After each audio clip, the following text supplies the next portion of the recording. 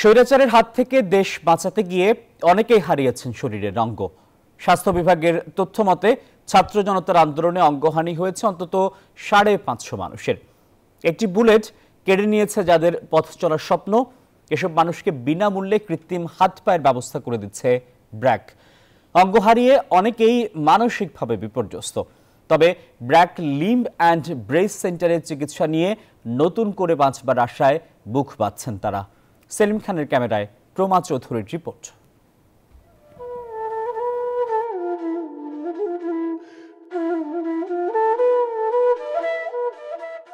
সবাই আমার বয়সী, যারা মাঠে খেলতে যেতে পারবে, আমি পারবো না। সম্ভাবনার এই পৃথিবীতে দুরন্ত ছুটে চলা আর অবারিত সুযোগের হাতছানি। পা হারানো রিফাতের কাছে এই সবই এখন স্বপ্ন। আন্দোলনে পুলিশের বুলেট কেড়ে নিয়েছে তার এক পা।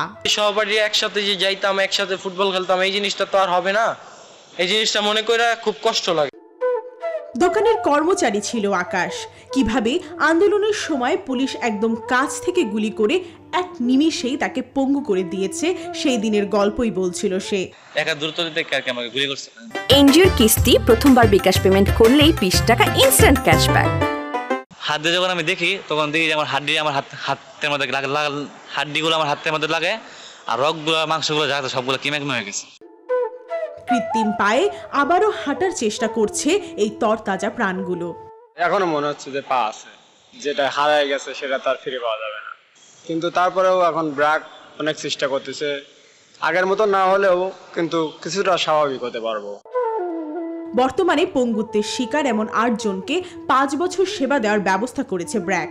প্রাথমিকভাবে কৃত্রিম পা দিয়ে তাদেরকে চলতে শেখানো হচ্ছে। পরবর্তীতে তাদের কর্মসংস্থানের ব্যবস্থা করা হবে বলে জানিয়েছেন ব্র্যাকের রিহ্যাবিলিটেশনের স্পেশালিস্ট। আমরা ওনাদের জন্য ৫ বছর মেয়াদি একটা মেডিকেল ট্রিটমেন্টের প্ল্যান নিয়েছি। যারা যেই কাজে দক্ষ সেই কাজে তাদেরকে স্কিল ডেভেলপমেন্ট করে তাদের কোনো রিহ্যাবিলিটেশন করা যায় কিনা সেই বিষয়ে আমাদের একটা প্ল্যান আছে। অভিভাবকেরা সম্ভাবনার আলো দেখলেও তারা জানেন ছেলে আর আগের মতো পুরোপুরি স্বাভাবিক জীবনযাপন করতে পারবে না। আল্লাহর তরফ থেকে যে ফাড়া দিছে এই ফাড়া তো আনার নাই, এটা তো আমি বাড়ি কোনো কিছুই করতে পারবো না। মানসিকভাবে ভেঙে পড়লেও হাল ছাড়েনি যোদ্ধারা। তাদের বিশ্বাস যদি কখনো প্রয়োজন হয় তাহলে আবারও এক পায়ে বুক টান টান করে দাঁড়িয়ে যাবেন অন্যায়ের বিরুদ্ধে। প্রমা চৌধুরী, নিউজ 24, ঢাকা।